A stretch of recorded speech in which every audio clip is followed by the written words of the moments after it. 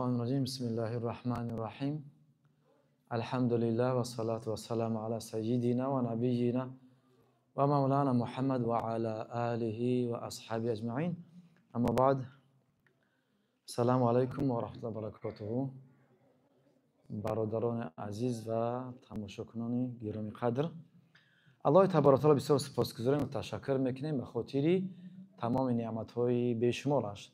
در واقع طالب علم بودن در این زمان ما و شما بخصوص در امریکا این خیلی نعمت بسیار عظیم بزرگی است که الله سبحانه و تعالی هر کس نصیب این تا علمش نمیکنه. واقعا در اولی درسات جلسات ما گفته بودیم که یک شکری بسیار بزرگ عظیم میخواه و خاطر اینکه طالب علم بودن، چون که علم الله سبحانه و تعالی کسی که از بندگانش خاص دوست می‌داره برای همون بندگانش دوست می‌داره و هر انسان هر چقدر به قدر علم برسه همون قدر الله سبحانه و تعالی علم نافعش میده، علم زیادش میده. هر کسی که دستی کم گیره و علم اهمیت نداد خودمان علمش نمیده. خیلی که گفتیم الله سبحانه و تعالی همه خیلی که ما و شما زمانی که طعام میخوریم، غذا میخوریم، اوقات میخوریم، اوقات در ظرف تازه میاندازیم میخوریم. درسته؟ اگر ظرف، کاسه، دلو هر چی که باشه ذره نجاست داشته باشه دل انسان نمیکشه، نمیخوره هرگز. درسته؟ همین خیلی اگر هر انسانی که تقوا کنه، خدا ترسی کنه، الله در همون انسان علم میده و تقوا الله و علمکم الله. هر انسانی که بیرحگی کرد، دست به محرمات زد، بینمازی کرد، رو بر نعوذ بالله بر حرام کرد، بر ریبا کرد، بر دزدی و غری و زنا و دیگه دست به حرامات زد، معنویاً نجاست انسان دیگه الله نمیته برای علم. علم اگر هم بتیش فایدهش نداره. که پیغمبر الله صلی الله علیه و آله که لا یکون عالما حتی یکون بعلم عالما. خب اینجا خیلی نعمت عظیم بزرگی است. شاگرد بودن، طالب علم بودن، یعنی که قدم زدن در راه خداوند تبارک و تعالی. هر کسی قدم برداره در راه خداوند الله سبحانه و تعالی همه انسان، یعنی برای همه انسان در آمدن بهشت آسان میکنه. امروز با کمک الله سبحانه و تعالی در حدیث ششم رسیدیم. این در حدیث ده بسیار مهم است که میفرماید که عن أبي عبد الله النعمان بن بشير رضي الله عنهما قال سمعت رسول الله صلى الله عليه وسلم يقول إن الحلال بين وإن الحرام بين وبينهما أمور مشتبهات لا يعلمهن كثير من الناس فمن اتقى الشبهات فقد استبرأ لدينه وعرضه ومن وقع في الشبهات وقع في الحرام كالراعي يرعى حول الحمى يوشك أن يقع فيه ألا وإن لكل ملك حمايا ألا وإن حمى الله محارمه ألا وإن في الجسد مضغة إذا صلحت صلح الجسد كله وإذا فسدت فسد الجسد كله ألا وهي القلب. رواه البخاري ومسلم. يعني این حدیث صحیح است که هم در صحیح امام بخاری و هم در صحیح امام مسلم اختلاف روایت شدگی است. حدیثی صحیح است.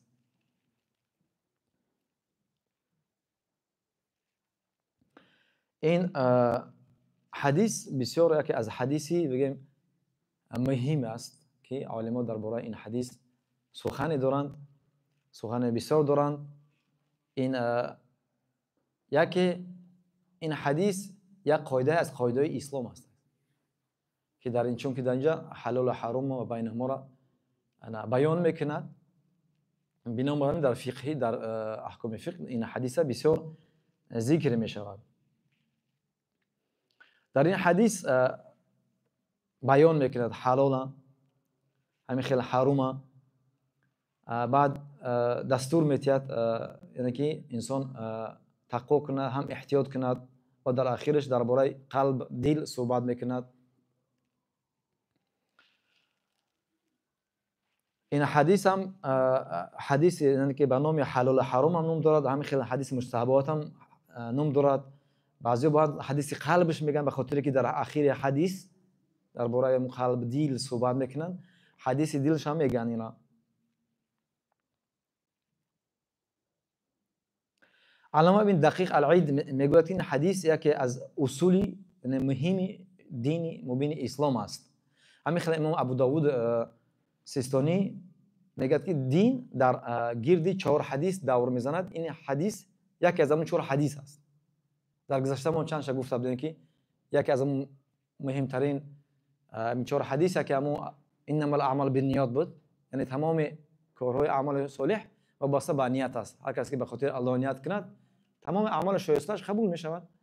یعنی دیگریش اون حدیث چی بود؟ من احدث فی امرنا، حدیث مادر عایشه رضی الله عنها، یعنی که حتما باید به خاطر قبولی اعمال صالح باید حتما از پیغمبر خدا صلی الله علیه و آله باید پیروی بکنی.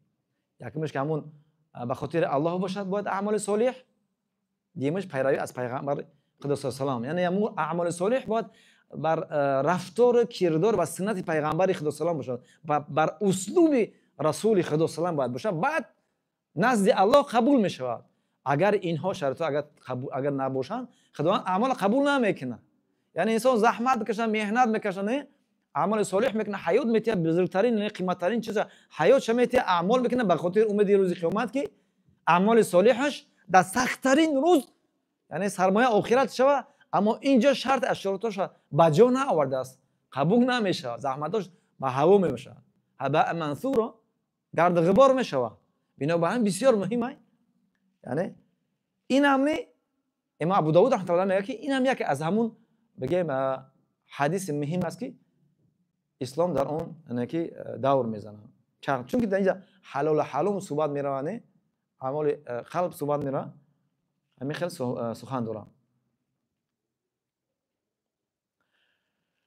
خب عن ابي عبد الله النعمان بن بشير رضي الله عنهما، عن ابي عبد الله النعمان بن بشير، یعنی این حدیث را نعمان بن بشیر رضی الله عنه روایت میکنه، با کنیاش عبدالله است، ابو عبدالله.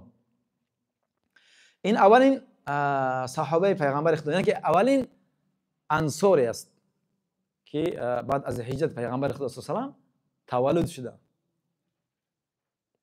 یعنی از زمانی که پیغمبر خدا و مهاجرین هجرت کردند از مکه مکرمه و سوی مدینه منوره، یعنی که اولین شخص از مابین انصار تولد شد به دنیا آمد، همین که بود نعمان بن بشیر رضی الله عنه بود. یعنی بعد از این که هجرت کردن یک 14 ماه گذشت، در دوم سال هجری یکم انصار بود که به دنیا آمد. اما یکم انسانی که از مهاجرین بعد از هجرت پیغمبر خدا صلی الله علیه و آله به دنیا آمد عبدالله بن زبیر رضی الله عنه بود، دختر پسر اسماء بن ابوبکر رضی الله عنه بود، از مهاجرین بعد از هجرت. خب این نعمان بن بشیر رضی الله عنه از خزرجی بود. اصحاب اصلا اصحاب پیغمبر خدا صلی الله علیه و آله دو تقسیم میشن، یکی مهاجرین یکی انصار. مهاجرین کسانی که بودن در مکه مکرمه پیغمبر خدا صلی الله علیه و آله دعوت کرد، اسلام قبول کردن، در کنار پیغمبر خدا صلی الله علیه و آله بودن، یعنی صحابه پیغمبر خدا. اونا را هجرت کردن، بعد از مکه مکرمه هجرت کردن. اولین هجرت به سوی حبشه بود، دوم به سوی مدینه منوره. اینها را مهاجرین میگن، اصحاب مهاجرین میگن.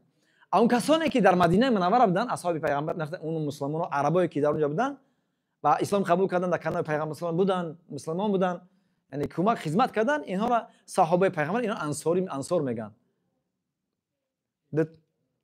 انصار یا یاردمچی انصار میگن. این کسانی که در مدینه منوره بودن. همین انصار رضی الله عنهم اجمعین دو قبیله بزرگ بودن، یکی اوس یکی خزرج بود. همین نعمان بن بشیر رضی الله عنه از قبیله خزرجی شد.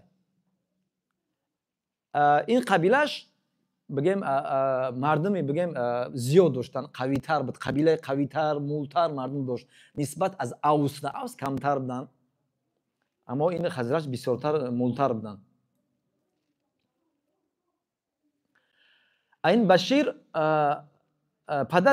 پدر نعمان بشیر رضی الله عنه این یکی صحابه پیغمبر خدا سلام بود که با پیغمبر سلام اسلام آورده بود.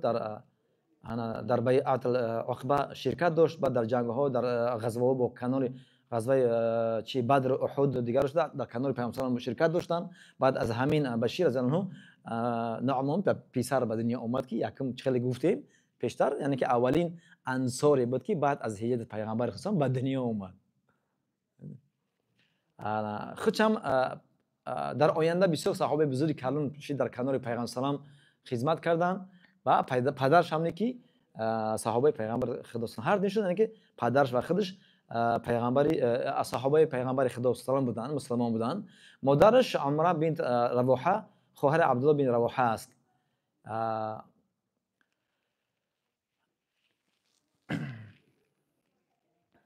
خودش نعمان بن بشیر رضی الله عنه که از خواندار مشهور بودن، بعد شاعر بودن، شعر میگفتند، بسیار مدیریت کردگیان. در دمشق خوزی بودن یک مدتی در زمان معاویه رضی الله عنه، خال المؤمنین معاویه رضی الله عنه، یعنی بعد معاویه همش میشناسینشون نه، بعد از پسر ابو سفیان، بعد از حسن رضی الله عنه با چی اومد. اما اینجا این تاریخی را نظر کنیم، پیغمبر خدا میگه که خلافت من مثلا حقیقتی 30 سال دوام می‌یافت. تو زمان این حضرت حسن 6 ماه حضرت حسن داخل میشه، بعد از اون معاویه رضی الله عنه میشه، بعد اون پسرش میشه. اینجا وجه مالکیت میشه، پادشاهی میشه، دیگر خلیفت نمیشه. این در زمان معاویه رضی الله عنه پسر ابو سفیان رضی الله عنه خدمت کردن، یعنی که قاضی بودن در دمشق بودن، قاضیش گذاشته بود.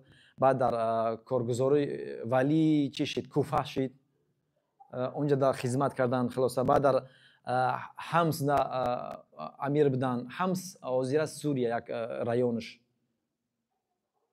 وزیر مخصوص اگر تماشا کنید اخبار رو مثلا حلب در چی حمص دامدون سوریه یک منطقه شه، اونجا در امیر بودن، امیرات میکردن، مدیریت میکردن. انا 114 حدیث ای پیغمبر خدا روایت کردگیان، خدمت‌های کلون کردگیان. اما در زمان اختلافات مابین صحابه یعنی که به شهادت رسید، از دنیا گذشتن. اما درباره همین انصار که دو قبیله بودن، اوس و خزرج بودن، اینها پیش از اسلام آوردن سالهای سال بسیار درگیر بودن، با هم قومیت داشتن، با هم جنگ میکردن. سالهای طولانی که پیغمبر خدا صلی الله علیه و اینها رو به اسلام دعوت کرد، به توحید دعوت کرد، اسلام قبول کردن، بیعت گرفتشون. در مابین یعنی که اینها را پراکنده بودن، دشمن بودن، به برادری تبدیلش کرد، دعوتش کرد، اخوت شدن، برادر شدن، دوست شدن. یعنی سبحان الله حیات عجیب غریبی دارن. در وقت قرآن در سوره مبارکه حشر میگه و خیلی قینه ده مقصد وقتی که تاریخش نگاه میکنی اصحاب پیغمبر خدا انصار هم بخصوص یؤثرون علی انفسهم ولو کان بهم خصاصه میگه خداوند. یعنی عجیب تاریخ دارن. واقعا صحبت کردن آسونه، اینه که زیستن، زندگی کردن طبق خیلی دشوار هستند. تا حتی وقتی که مهاجرین وقتی هجرت کردن به دستور الله و رسولش به سوی مدینه منوره، اینها استقبال با گرم کردن، نگهداری کردن، تا حتی بایگریش تقسیم کردن. امروز کنید در مابین بایتای برادری یک خدای نخواسته در زمان ما و شما یک برادرمون دچار یک سختی شوه میگریزیم، دچار سوال یاردم کمک باید که کمک نصرتش کنی. سبحان الله استاد از دست میبرم میرم این موضوعمون. مسلمانا به مانند یک جسد معنی حدیثه. اگر یک جسد، اگر یک جا، اگر که یک جسم اگر درد کنه تمام اعضا به طاقت میشوه. چقدر عالمان فرمان کردن اگر که دست انسان اگر درد کنه، دست انسان از چشم انسان، از چشم او میریزه. به خاطر دست کردن دست درد کنه. و زمانی که از چشم او میریزه دست پاکش میکنه. یعنی تمام مسلمان ها به منظر یک جسم، یک برادر یا خواهر در اون کجی گوشه دنیا است، یک مشکل داشته باید ما اینجا خوف نکنیم، باید درد داشته باشیم. اما متاسفانه ببین خدا ناخواسته اگه کسی ما مشکل پیدا نشه میگریزیم. خدا میگم تلفن نکنه. تا حتی سبحان الله یعنی معامله تغییر میکنن. پیش از این نمیدونست که سختی مشکلی داریم، ماشاءالله انشاءالله هر صحبتای نرم میکنن، خوب میگن ماشاءالله انشاءالله که میگفتین که اینده برادر خوب نیست، نه که همون زمانی که میگن که مشکل دارید تمام میگه تمام. تا حتی این اسلام است. این اسلام اصحاب پیغمبر خدا به خصوص انصار و یؤثرون علی انفسهم ولو کان بهم خصاصه، خودشون نیازمند کمک نصرت بدن. اگر آسان‌ترش کنیم بالفرض خودشون گشنه بدن، خودشون نمیخوردن برای برادر مهاجرش میدادن. تا اون زمان ما این بسیار مشهوره که تا حتی خانه‌اش تقسیم میکردن. تا حتی در روایت میگه همسر مده همسر دوران طلاق میکنیم میتیمد. این خیلی روایت هستن. عبدالرحمن بن عوف رضی الله عنه دعا کردن، گفتن بارک الله فیکم، خداوند در مال و در همه برکت بده، فقط دلونی علی السوق، من راه بازار برامون نشون بدی. راه بازار یعنی مالش پیشنهاد میکنه بارک الله فیک، مال من خیلی ممنون خوشند، اما برای من راه بازار نشون بدی.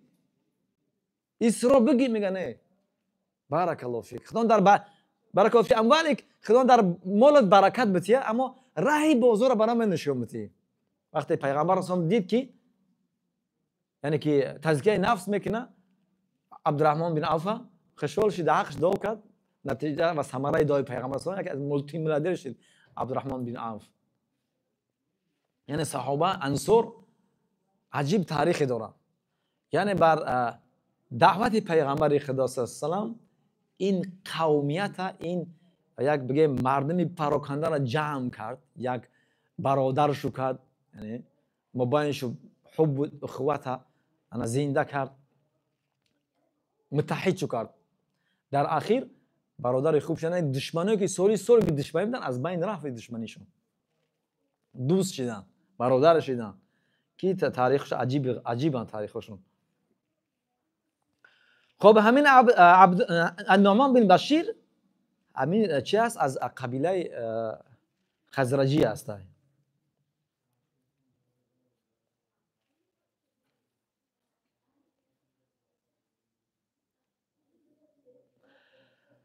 الحمدلله. خب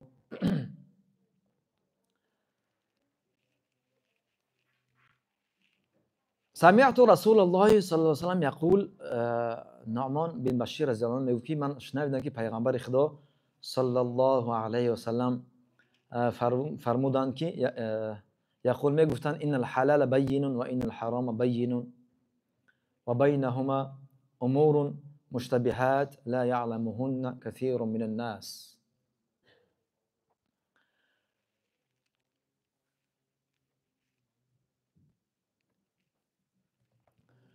خب ان الحلال بین، پیغمبر خدا صلی الله علیه و سلم فرمودند که ان الحلال بین، تمام حلال ها بین واضح آشکار هستند. همه حلال ها واضح و آشکار هستند که همه میدونن. شو مثل گاو و گوسفند، انا شتر دیگه چیزا بز گوسفند هم مثل حلال، همه میدونن که حلال هستند. همه میدونن.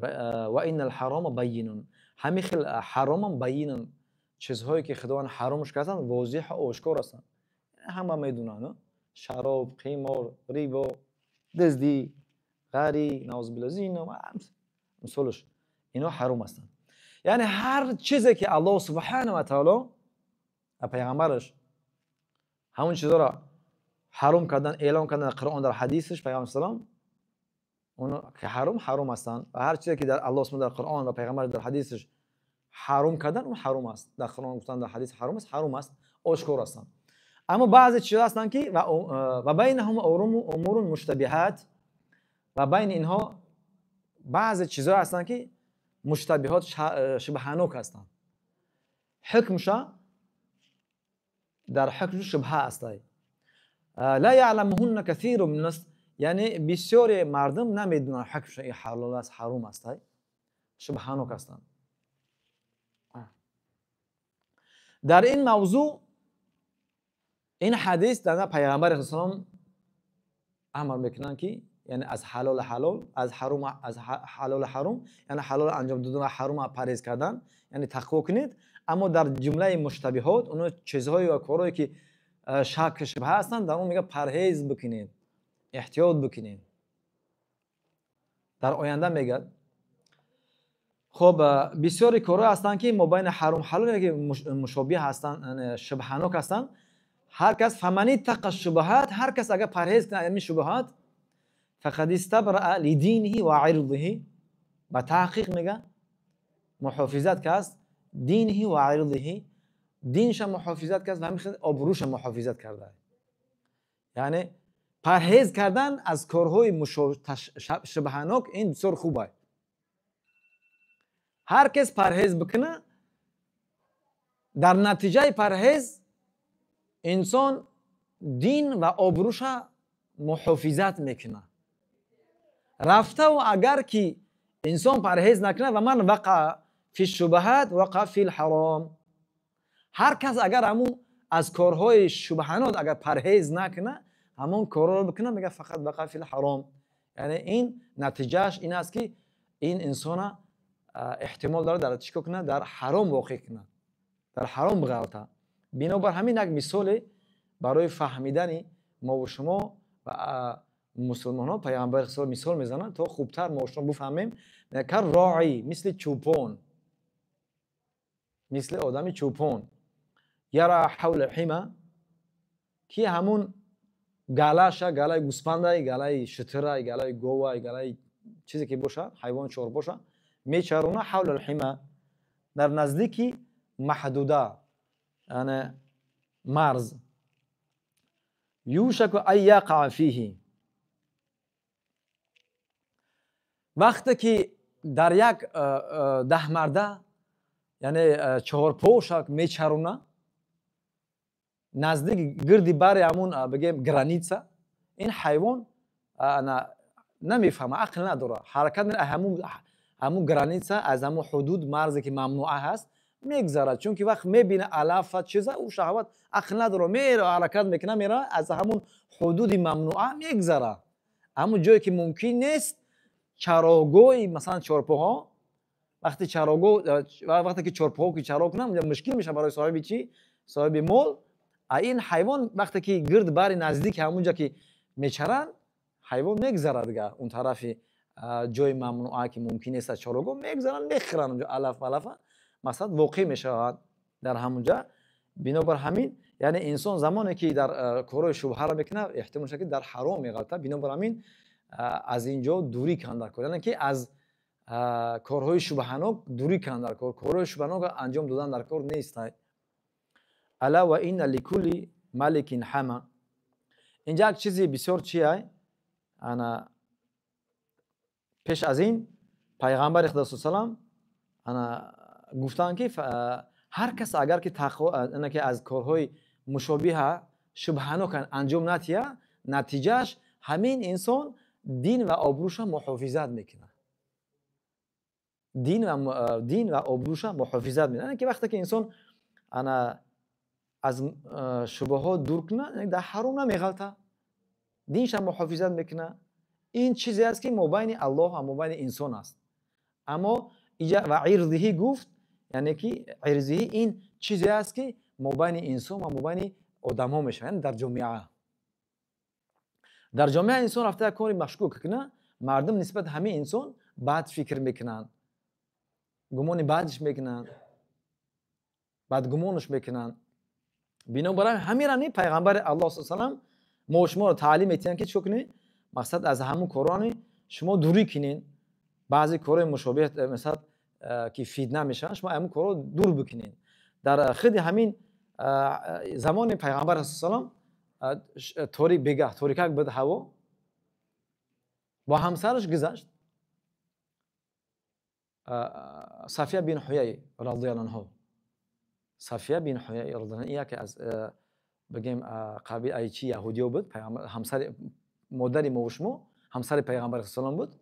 دو صحابه وقتی دیدن که پیغمبر اومدن از دیدن که پیغمبر سلام نه قطعی همسرش زود حرکت کردن به سریع رفتن که پیغمبر سلام حرکت کرد دنبالش رفتن.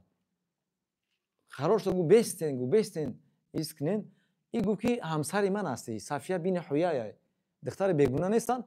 اون دو صحابه پیغمبر سلام یا رسول الله سبحان الله ما اصلا گمان نمیکردیم مثلا که شما چی هست مثلا خودی دختر بیگناه هستید گمان بعد نمیکردید کار شبهانو کنه. پیغمبر سلام گفتن نه گفتن این مثلا این معنی کرد در جوش گفت که این شیطان در خون رگ انسان فر میگرده تو نه یک فکری بد چی میکنه که انسان گمان بد بکنه. بنابر همین سر جوش پیغمبر سلام همین فتنه یا که گمان بده که نسبت پیغمبر سلام میکردن همین در سر جوش معنی کرد. بنابر همین در جامعه انسان باید کوشش کنه که کارهایی که شکالو یا که انسان خودش اصلا شک میکنه همین خوبش هم کارا نکنه. چیزی که یقینه بکنه در کارا، نه فقط در امور دینی بعد در امور دنیوی همین خوبتر بهتر است. یا بعضی مثلا بعضی کارا هستن که انسان فکر می‌کنه بکنم نکنم شک میکنه همون نکنه. اما اون چیزایی که در جامعه فتنه میشن اون کلا باید کارا نکنه. چقدر که پیغمبر خدا صلی الله علیه و آله برای ما شما تعلیم دادن چقدر فتنه از سر جا باید نکنه ای شبهات دور بکنیم باید همین خیلی باید بکنیم. رفته و باشه در جامعه اگر ما شما رو تهمت نه پس ما شما خود ما عیب داریم که چونکه بر حدیث پیغمبر صلی الله علیه و آله عمل نکردیم. سر جاش باید چیز شبهانه که با دور کنیم. پیغمبر خدا صلی الله علیه و آله نیاز به فهموندن نداشت که ده صحابه را بفهمن که این دختر بیگناه نیست شما فکر بد نکنید. نیاز نه تو پیغمبر خدا صلی الله علیه و آله بود ولی ما شما با جو برسیم با ناخونی پیغمبر صلی الله علیه و آله. یعنی این بسیار درس مهم است که در زندگی انسان باید حرکت کنه کوشش کنه تا چه کنه تا اینکه همین فتنه ها را یا کارهای مشکوک انسان ها نسبت همین انسان گمان بد میکنن همین دوری بکنه.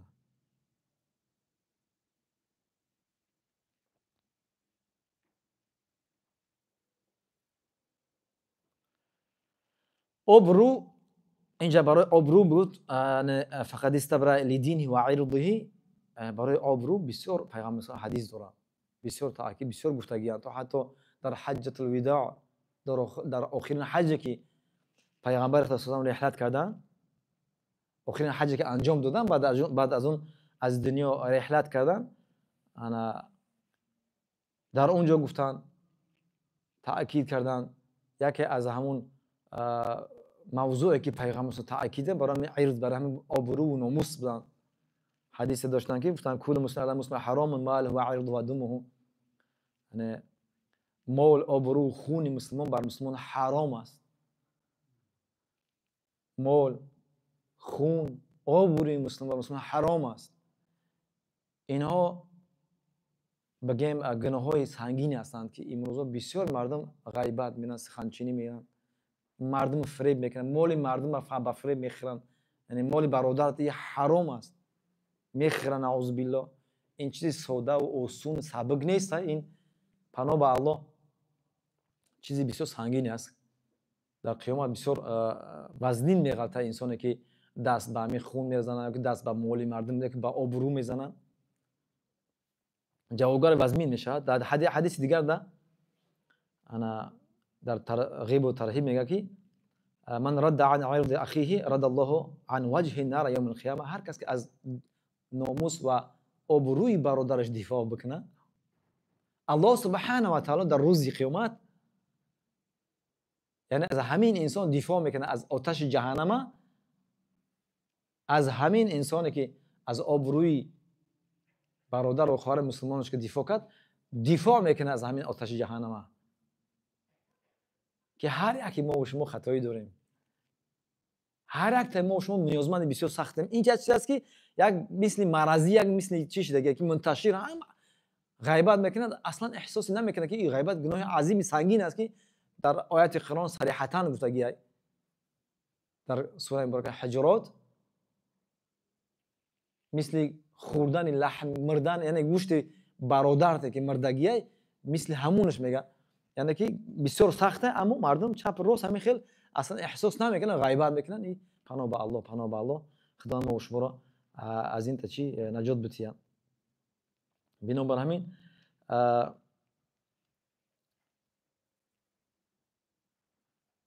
обрӯ бисёр чӣ аст, мавзӯи бисёр муҳим аст. бинобар ҳамин ҳар кас агар аз шубҳоташ агар дурӣ бикуна, яъне ҳам динша, ҳам обрӯша муҳофизат мекуна. Субҳаналлоҳ, Аллоҳ субҳанаҳу ва таоло пайғамбари худо чақадр меҳрубон ки мега ҳам динта муҳофизат, ҳам обрӯта муҳофизат кун, ҳам муомилат мобайни худ ва парвардигаро туғрӣ шава, ягон камбудӣ нашава, ҳам мобайни мардум дар ҷомеа. Я инак ҳадиси куллӣ аст барои инсон, чӣ барои зиндагии шахсиш қонуни куллӣ аст ки дар зиндагиш иҷро кунад, чӣ дар ҷомеа, чӣ дар ҷомеа. Субҳаналлоҳ, то инсон дар ҷомеа бо обрӯ бошад. то ҳад меяд диди корои шубҳанока анҷом натие, то мардум нисбати шумо гумони бад накунанд. Субҳаналлоҳ, то назди мардум бо обрӯ бошӣ. инҷа дар бораи муштабиҳот ин пайғамбар салом ҳама чиза баён карда, ягон чиз до баён кардан мондагӣ нест. ҳеҷ чизе нест ки пайғамбари худо салом ҳамун чиза баён накарда бошад. аммо дар ихтилофотҳо, мушобиҳо мебинем ки ихтилофҳо ҳакимоша мебинем муҷтаҳидо иҷтиҳод мекунанд. аслан о иҷтиҳод мекунад, як ҳукме ки масалан дар Қуръон суннат гуфтагӣ нестай, ҳамуна қиёс мекунанд. вақте ки дар Қуръон дар ҳадис намеёна шуд, қиёс мекунанд, фатво метиҳанд олимо муҷтаҳидо. баъд ихтилофҳо пайдо мешавад баъзи масоило. Масалан масоило мебинем ки ихтилофот ҷузъиётро мебинем дар мобайни дар фиқҳ. Аслан дар ҳамин ихтилоф дар фиқҳ ҳастанд. масалан як саҳобаи пайғамбар салом мебинем ки рафъи ядаyn карда меравад даъво ба суи дигар тарафо, он мебинад ҳадиса ривоят мекунад, ман дидам пайғамбар салом ки рафъи ядаyn мекард. баъд пайғамбар салом ҳамин корро карги нест, дигар саҳоба мебинаш ки карги нест. ин саҳобаи пайғамбари худо мегӯяд, ман дидам пайғамбар салом рафъи ядаyn накард. ҳамин хел ихтилофот масалан чӣ меш, ҳар кас ҳар саҳобае ки чӣ хеле дагия ёки чӣ хеле ки мефаҳманд ривоят мекунанд. ёки дар бораи асре ки намози асре ки мебинем дар торихнда, дар ҷанги аҳзоб ёки хандак, он яке аз қабилаи машҳури яҳуд бани Қурайза, агар хато накунам сета бани Надир, бани Қурайза, се қабила ҳастанд байни қайнуқода. он вақте ки пайғамбар салом байъат мекунад, вақте ки ҳиҷрат мекунад, паймон мебандад ки мо ҳамаи мардуми аҳли Мадина мақсад хиёнат намекунем, ҷанг намекунем бо ҳамдигара, душманон ба алайҳи худ мо шӯриш намекунем, паймони сулҳ менад ки сулҳ зиндагӣ кунем. яҳуд саҳёнист хилоф мекунад, хилофи паймонаш аҳдаш мекунад. аммо аҳзобе ки мебинед чандин гурӯҳ ҷамъ шуда буданд, алайҳи зидди пайғамбар ва асҳобаш ҷангидан. аввалиш ҳамин яҳуд рафт ҷамъ кард, шайтонӣ кард, ҳамисад фитна дохт, ҷамъ кард, алайҳи ҳамин пайғамбар ва асҳоб шӯриш кард. дар натиҷа мақсад ҳамин ҷанги аҳзоб ба вуқӯъ омад. баъд аз ин ки тамом шуд, Аллоҳ субҳанаҳу ва таоло дастур дод Ҷабраил ки масалан аслиҳата намуне, ҳаракат не ба сӯи чӣ, ба сӯи ин қабилаи яҳуд ки хилофшиканӣ карданд. инҷа пайғамбари Аллоҳ салом мегӯяд ки шумо вақте мераен, асра дар ҳамун ҷа бихонед, асра нахонед магар дар ҳамун ҷа. вақте ки асҳоби пайғамбари худо рафтанд, дар раҳ рафтанд, вақте аср шид, як хелеш дар аср хун норасида ба макон мавзеи гуфтагии пайғамбар салом, вақте аср шид хунданд. баъзе гуфтанд ки мо намехонем, чунки пайғамбар салом гуфт нахонед асра магар дар ҳамун ҷа. мақсад инҷа пайғамбари худо салом амр кард ки дар ҳамун ҷа намоза бихоне. бинобар ҳамин мо дар он ҷа мехонем намоза. як гурӯҳ шуд ки не мо дар ҳамин ҷа мехонем, чунки вақти намоз гузашт, вақти намоз даромадаги мо одатан ҳамин хел вақти намоз ҳамин хел намоз мехонем. шумо нотуқӣ масалан ҳамин хел хундан, ду гурӯҳ шуданд. ایشم خونه موشم خونه پیامبر ایشم درست مثلا همین خیلی جزئیات مثلا عالمو مجتهد مثلا فتوا میتن مثلا چخیل که میفهمن فتوا میتن بنابراین بعضی جزئیات مثلا با وقوع میبندن و اینا که حرام حلال همش مشخص واضحه یگان شک شبهه نیست مثلا درباره آمین گفتن همه اتفاق نظر دارن که آمین گفتن این سنت هست اما بعضی میگن بلند گفتنش خوبتره بعضی میگن سنتش خوبتره بنابراین همون دلیل ها و چیزی خیلی فتوا میتن بنابراین اختلافات در جزئیات پیدا میشه اما در خود اصلش حلال و حرام واضح هست آشکار است این الحلال بین و این حرام بین و بینهما امور مشتبهات یعنی حلال و حرام همش واضح و آشکار است یگان چی نداره اما در امور دین یگان امر یگان دستور الهی نبود که پیغمبر الله صلی الله علیه و آله نرسونده باشه نه که تمام امرهایی که الله سبحانه و تعالی امر کرده در دین پیغمبر خدا صلی الله علیه و آله تمامش تک تکش بر ما و شما رسون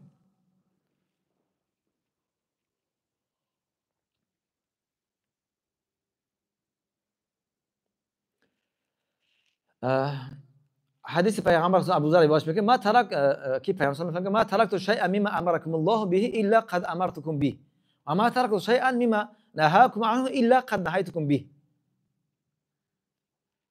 حدیث صحیح پیغمبر الله صلی الله علیه و آله فرمود که ما ترکت شیئا مما امرکم الله به الا قد امرتکم به هیچ امری که الله سبحانه و تعالی امر نکرد برای شما مگر همون امر من برای شما رسوندم یعنی کمبودی کاگی نیست تمام امرهای خداوند سبحانه و تعالی رو پیغمبر ما شما تمام تک تکش برای ما شما رسوند یک اون ذرهش نرسوندم دیگه نبود همین خیل و ما ترکت شیئا مما نهاکم عنه الا قد نهیتکم به و هیچ امری که خداوند نهی نکرده بود مگر همون من برای شما رسوندم همون چیزا شما رو من کردم یعنی در ابلاغ رسالت در دین پیغمبر الله صلی الله علیه و آله هیچ ذره کم یعنی کمبودی و نقصان درکگی نیست همه را برای ما شما رسون همین یعنی الله سبحانه و تعالی در سوره مبارکه انعام میگه که اعوذ بالله من الشیطان الرجیم ما فرضنا فی الکتاب من شیء در قرآن یگان چیز نگفته نمودیم همه چیز قرآن بیان کردگیم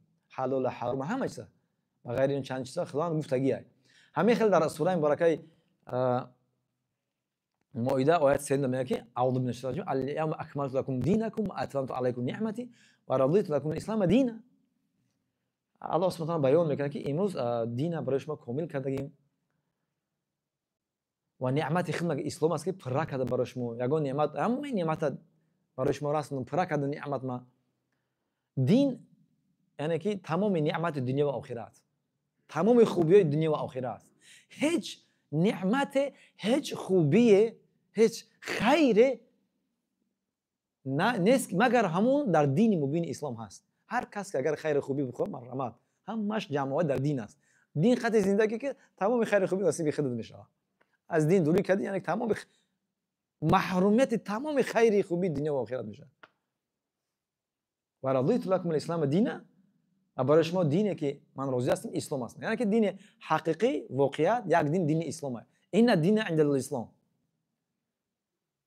دین حقیقی دین الله اسلامه و من یأتی غیر اسلام دینا فلا یقبل منه هر کس به غیر دین اسلام دین قبول میکند فلا یقبل منه هرگز از این انسان یگان عبادت یگان چیز قبول نمیشود و فی الاخر من الخاسرین اون در قیامت از جمله خسران دیدگان است این انسان در آخرت از جمله زیان دیدگان است یعنی که پناه به الله قیامت سخت آتش سوزان کسی به درد کسی نمیرسد بنابراین همین از ما زنده هستیم شانس داریم با گفته الله و گفته پیغمبرش عمل کنیم با جان و دل سمعنا و اطعنا شنیدیم گوش کنیم و عمل میکنیم این دنیا چه خلاص میگذره اما آخرت نمیگذره آخرت تمام نمیشه آخرت میلیون میلیارد جاویدانی است یا ابدی است میلیارد وقت نداره آخر نداره اینجا حد اکثر زندگی که یک تن تایم 100 یا 110 میگذرن الا ماشاءالله 115 مثلا میانمون 60 70 چقدر با زودتر به دنیا میگذرن بنابر همین یعنی در باره دین پیغمبر الله صلی الله علیه و در باره حرام و حلال یگون کوتاهی کردگی نیستند، همه را برای امتش رسانیدن.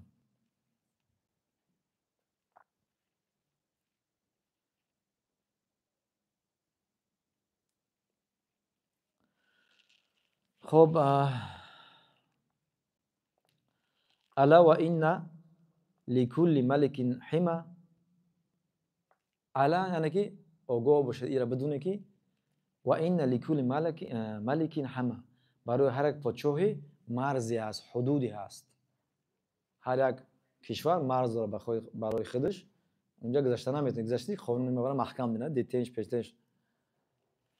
و میگه پیغمبر الله که الا و این حمى الله محارمه، آگاه باشید، ایرا خوب بدونید، در ذهنات بسپرشون، در خاطرات خوب محافظت کنید که و این حمى الله محارمه، حدود خداوند، مرزهای خداوند، محارمه محرمات الله هستند. هر کس که دست به حرام زد یعنی از حدود و مرز خداوند تجاوز کرد، این سرانجامش یعنی آخرتش، عاقبتش بد تمام می شود. یعنی که نزدیک بر محرمات ها نشین. اینجا حدیث پیشکش گفت که الا و این لکل ملک حمى، یعنی هر پادشاهی مرزی دارد. اینو ببینید، مرزها رو میبینید، نه این مرزها پیشکی نبودن. ازبکستان، تاجیکستان، قرقیزستان، ازبکستان دیگه مرزهای مسلمانان اینا نبودن. یک خلیفه بود، تمام روی دنیا مسلمانان بودن.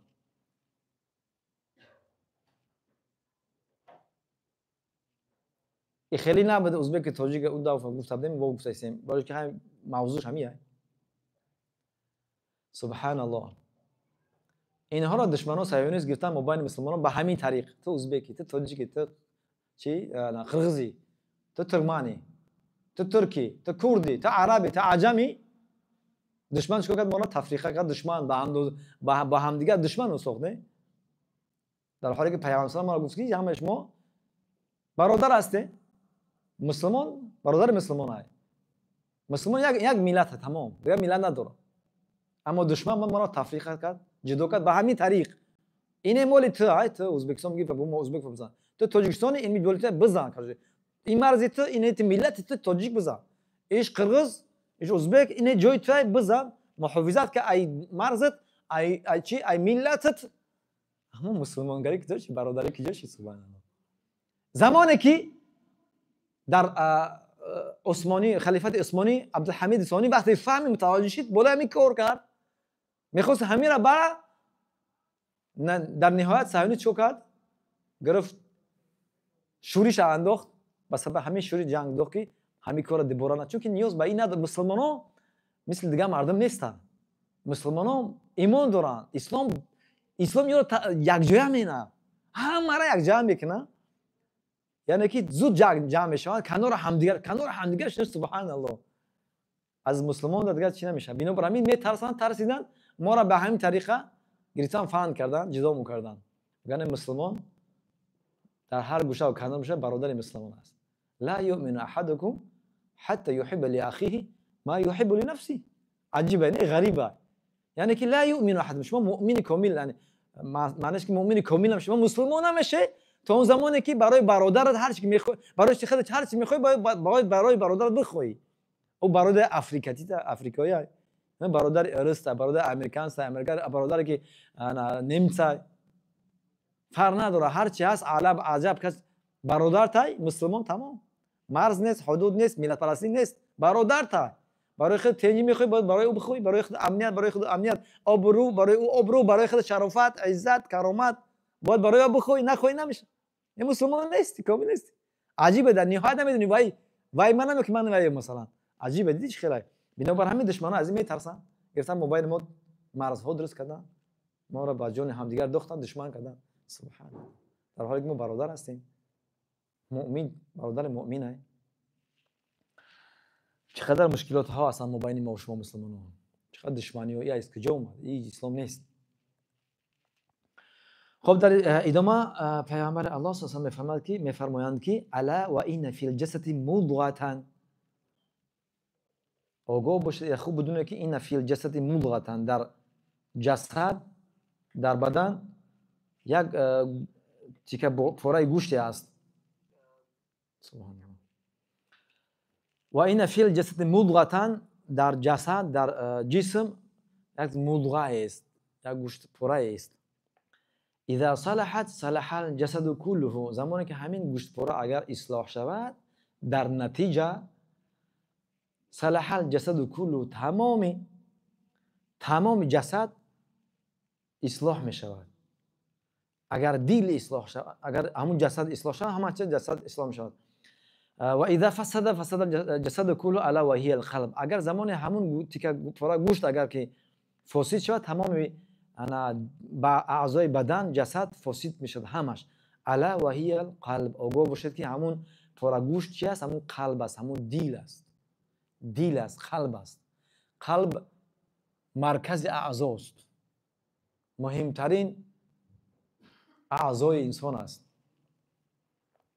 همه چیز از همین وابسته داره. اگر همون دل و قلب انسان صالح شود، تمام بدن انسان صالح و درست می شود. زمانی که دل فاسد شود، خراب شود، ویران شود، بو بگیره، تمام بدن انسان، تمام اعضای انسان بو میگیرد، جزیر میشه، فساد میشه. اینجا درباره همین قلب، دل،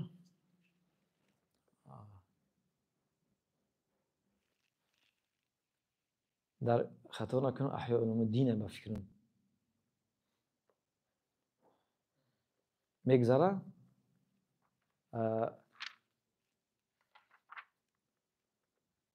برای دل میگه که دل این خیلی میگه نه، مثلا دل یعنی که مهمترین اعضای انسان میگه، یعنی مثل چیش بنا قیاسش میکنه، مثل پادشاه یک حکومتش میگیره. چخیل یک حکومت پادشاه داره، یک پادشاه، دو پادشاه نداره، نه سه پادشاه نداره، جزیرباد میشه، یک پادشاه، یک گپ. دل به منظر پادشاهش میگیره. اما عقل نفس به منزله دو وزیرش.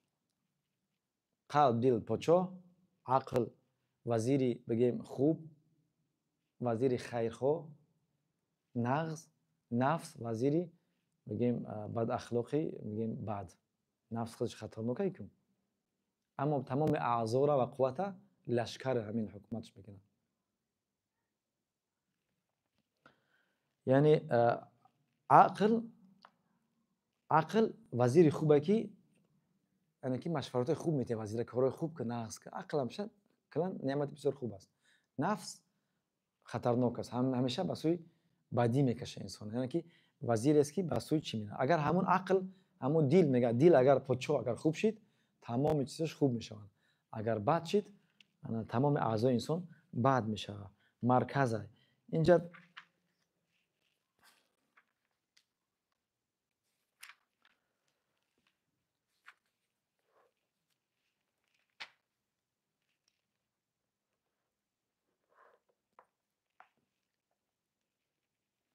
بعضی عالمای خیلی میگن که وهل في هذا دلیل على ان العقل في القلب. همین حدیثی که میگه که مهمترین اعضای انسان قلب و دل، نه؟ اگر همون درست بشه تمام اعضای انسان درسته. اگر که فاسد شید، خراب شید، بدبو شید، ویران شید، تمام اعضای انسان ویران میشه. میگه آیا عقل در همون دل است؟ میگه چون که مهمترینه. یعنی اگر که هرچی همین بخواد دل همون میشه، اعضا گوش میکنن. والجواب نعم فی اشاره الى ان العقل فی القلب. بعضی علما میگن بله، میگه صاحب کتاب میگه بله، میگه اشاره کسی که این اشاره است که الى ان العقل فی القلب، عقل در قلب میگه، در دل است میگه عقل. و ان المدبر هو القلب، و مدبر یعنی که کار امر کن، یعنی فرمانده، یعنی امر کننده به قلبه. قلب به کار میکنه، دل که میکشه دست میروان، نکشه نمیره. هر که دل گموش چیز همون تا میکنی. نبره میگه که و ان المدبر هو القلب. مدبر تدبیر کننده، امر کننده در زندگی انسان هم قلب میگه. دلیلش هم از قرآن میگه. الله سبحانه و تعالی در سوره مبارکه حج آیت 46 میفرماید که اعوذ بالله من الشیطان الرجیم افلم یسیروا فی الارض فتکون لهم قلوب یعقلون بها. افلم یسیروا فی الارض، آیا سیر نمیکنن فی الارض در زمین؟ مقصد که آیا این مردم غیر مسلمان یا که مردم فاسق فاجر آیا توریسم نمیرن به سوی کشورها ببینن؟ فتکون لهم قلوب، تو برای اینها قلب‌های یعقلون به قلب‌های باشه که یعنی که عقل کنن. فتکون تو باشه برای اینها قلب یعقلون بها، تو که همون قلبشو عقل کنن. یعنی وقتی انسان وقتی که کشورها را سفر میرن، کشورها را که ملت‌ها را تاریخ میخونن، الله سبحانه و تعالی بسیار قوم پیش از اسلام، قوم هود، قوم نوح علیه السلام، قوم بسیار چرا شعیب دیگر خود الله سبحانه و تعالی عذاب داده بود، هلاک کرده بود برای نمیگه عبرت گرفتن. اینجا الله سبحانه و تعالی میگه آیا اینا سفر نمیکنن به غیر هر کشورها تا قلب‌های اینها عقل کنن؟ دیدی اینجا میگه قلباشو عقل کنن، یعنی میگه که همین دلیل هست که مثلا عقل در دل میگه. فتكون لهم قلوب يعقلون بها او آذان يسمعون بها، یا که برای اینها مگه گوش باشه تا بفهمن تاریخ این ملت ها که الله سبحانه و تعالی چقدر معامله با این ملت کفار کرد، با این ملت عصیانگر چیکار کرد با اینها، تا درس عبرت بگیرن، پند نصیحت بگیرن، تا اصلاح شون، تزکیه نفس کنن، تا به خود بیان، به عشق بیان، تا جایگاه خودش بدونن بنده هستن عبد هستن، الله به یگانه عبادت بکنن، سرکشی نکنن، یعنی بترسن از الله، از عاقبت بد بترسن. یکی در ادامه میگه که الله سبحانه و تعالی فانها لا تعمى الابصار، یعنی اون کسانی که ایمان نمیارن یا که دست به حرامت میزنن، میگه این فانها لا تعمى الابصار، میگه که حقیقت اینه که این چشمای اینا کور نیستن، میگه چشمای اینها کور نیستن، پس چیهای اینها کور هستن.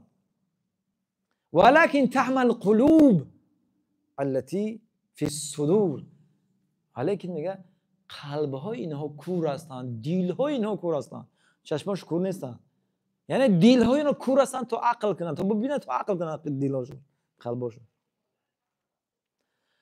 بنابر همین مقصد که علما میگن که عقل در چی است؟ در قلب است،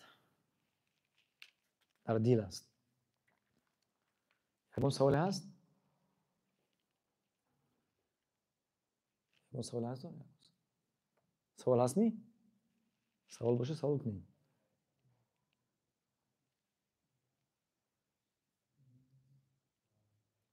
نفهمیدم.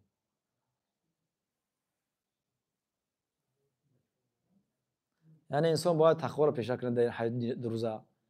یگان بهانه نیست، همه حلال واضح آشکار است. الله سبحانه و تعالی حلال کرده است. همین خیلی محرمات را خدای حرام کرده، همه ما شما میدونید حرامات چی هستند. اوزی نه فقط عالما و طالب علم و ملا میدونن چی حرام، همه میدونن که حرام چیه، همه واضحه. نه دزدی و غریب و زنا و ربا و خرده و انا مال حرام همه آشکار هستند. انسان باید تقوا کنه، باید خدا ترسی کنه. اگر خدا ترسی کنه فایده میکنه، پرهیزگاری کنه فایده میکنه. همین خیل در کارهای شبهانه کمی پرهیز کنه، یعنی در جامعه با ابرو میمونن، نسبت مردم نسبت همه انسان فکرای خوب میکنن، تو نگذاره مردم نسبت همه انسان فکرای بد بکنن.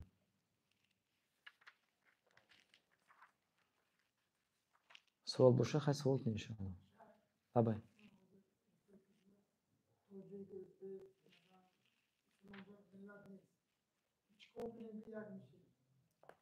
تقوا پیشه میکنی، دین یاد میگیری، دین تعلیم میکنی، با دین زندگی میکنی، انا پرکتیکات میکنی، دعا میکنی، درود میکنی.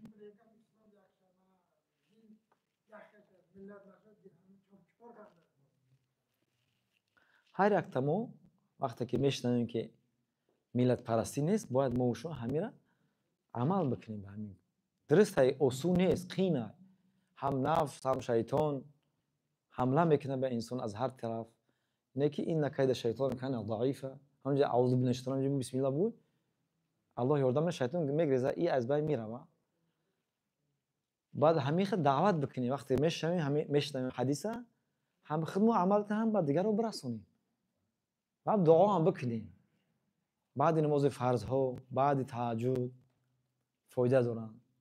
агар касе битуна дасташ бираса садақа куна ба нияти ҳамин масалан худои мо уммати исломро раҳм куна, иттиҳод куна, ухуввати бародария мустаҳкам куна, моро аз кинаву буғзу ҳасудат нигаҳдорӣ куна. Чӣ хел ки ҳадиса меяку ва замоне ки қалб пок шид, яъне ки вақте ки қалби пок куна инсон аз кина, ҳасудат, аз риё, не намозо худнишнутӣ ёки аз ҳар кори риё, инсон ана тамоми аъзош дуруст мешавад.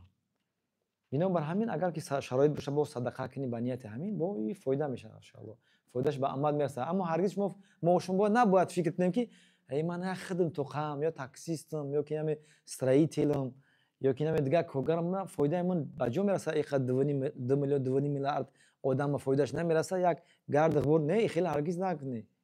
валлоҳи аъмоли як инсон амали солиҳаш кун фоидаш ба ҳамаш мерасад. ҳамин хеле зарарш бадиш мерасад. вақте ки инсон рӯ ба муҳаррамото мезана, даст ба муҳаррамото мезана, кори ҳаром мекунад, аъузубилlah, пано ба Аллоҳ, зарарш зиёншам ба ӯ ҳам мерасад, ба ҳамата мерасад. субҳаналлоҳ, имрӯз мебинем чӣ қадар сахтиш чия ҳамин аз дасти худмона, кори амали худмона, кирдори худмона. Аллоҳ субҳанаҳу ва таоло омад бародари асҳоби пайғамбари худо муҳоҷиру ансора дар майдон маърака овард. дидем ки чӣ қадар шоҳона зиндагӣ кардан.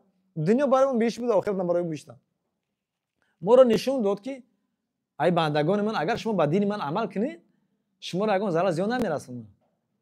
чӣ хеле ки асҳоби пайғамбари худо муҳоҷиру ансора шоҳона буданд, обрӯ иззате доштанд. субҳаналлоҳ. касе гирда намекард як каса ягон гап ёки ба чашми каҷ гакна. то 1300 сола мо калонтар халифа доштем мусулмонон, як кишвар дар саросари ҷаҳонда. на ё ҳаракат кардан дар ахири асри қариби 14 ҳиҷрӣ мақсад. ана ҷудо кардан аз чира мусулмонон, ана мобайнамон ҷудо дохтан, марз дохтан, душманӣ кардан. агар не пешакӣ ҳама як буд. як халифа доштан, касе гирда намекард. чунки амал мекардан, ба ислом амал мекардан. масоиле ки имрӯз ҳастанд, ихтилофош, сахтиё у вақт набуд, нав пайдо шуд. ҳиҷобу шарош дигари тари касе гирда намекард гап занад. баъд аз ин ки халифаи усмониё ки аз байн рафтан, бурданшон, баъд гирда ҷуръат кардан, ҳамла кардан ба сӯи ҳиҷоб, ба сӯи дигару дигар. субҳаналлоҳ ба Аллоҳ. пешакӣ набуд. чунки чаро? чунки амал ба Қуръон мекард, ҳадис мекардан. имрӯз бибин чӣ хел мо онқадр дур шудагем аз илм ки намедонем таърих чия.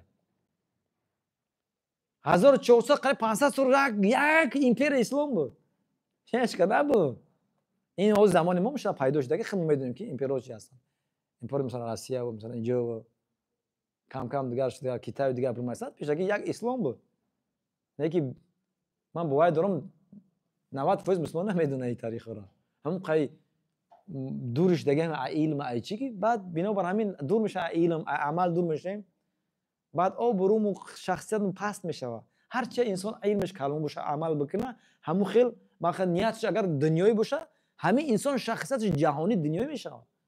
баъд аз ино маҳрумай, дурай, намедона, оҳиста оҳиста кам мешавад, шахсияташ хурди майда мешавад. баъд мехоҳем барои чизи ҷузъиёти ночиз ғайбат мена, ҳақорат мена, дашном мена, наъузубилла, ҷанг мекуна, пано ба Аллоҳ. шахсияти худша обрӯша мерезад, худша паст мекунад. бинобар ҳамин имрӯз ки сахтӣ мебинем, айби худмон амал дур шудагем, аз дин дур шудагем. баъд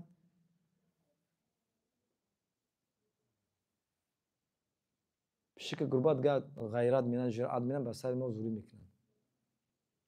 паноҳ ба Аллоҳ, худованд раҳм кунад, ҳама мо шуморо ҳидоят кунад. чӣ хеле ки худованд мефармояд ваътасиму биҳаблиллаҳи ҷамиан ва ла тафаррақу.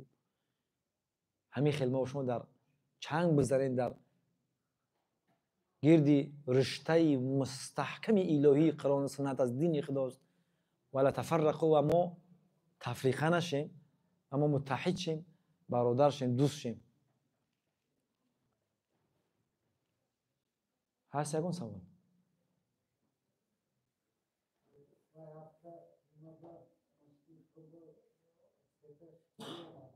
مهم.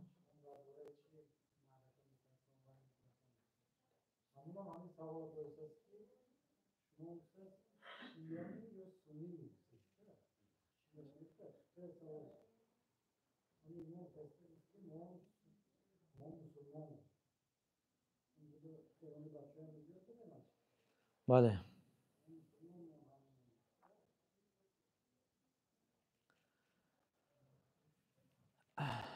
خب دیگر سوال نباشه خیلی جمع میکنیم ان شاء الله. و آخر دعوانا الحمد لله رب العالمین. السلام علیکم و رحمت الله و برکاته.